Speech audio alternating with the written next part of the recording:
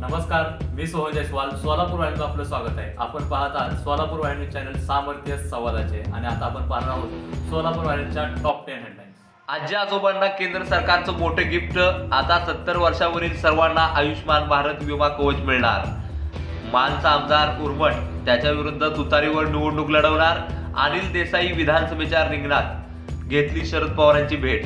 भावना गवळी विधानसभेच्या रिंगणात, पक्षाने आदेश दिल्यास रिसोड मतदारसंघातून निवडणूक लढवणार, केले वक्तव्य. अँटी इन्कम्बन्सी दूर करण्यासाठी महाराष्ट्रात राष्ट्रपती राजवट लावली जाऊ शकते, पृथ्वीराज चव्हाण यांचा दावा. सोयाबीन कापूस प्रश्नी राज्य सरकारचे शिष्टमंडळ अमित शहाकडे जाणार. रवी तुपकरच्या बहुतांश मागण्या मान्य, अजित पवार यांचे प्रतिपादन. आमदारांचे लेकरं विदेशात जातील, फडणवीसांच्या दडपशालाखाली बोलतात. आरक्षणाची किंमत स्वतःच्या लेकराला विचारा, मनोज जरांगे पाटील यांचे वक्तव्य. आरक्षण संपवण्याची भाषा करणाऱ्या राहुल गांधींचा खरा चेहरा पुढे आला.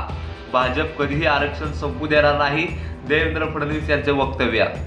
माजी खासदार रणजितसिंह यांच्या हस्ते सागर बंगल्यावर गणेश आरती संपन्न, सोशल मीडियावर झळकू लागले फोटो. विधानसभेच्या रणनीतीसाठी बावनकुळे गुरुवारी अकोल्यात, मतदारसंघनिहाय आढावा बैठकीचे सत्र.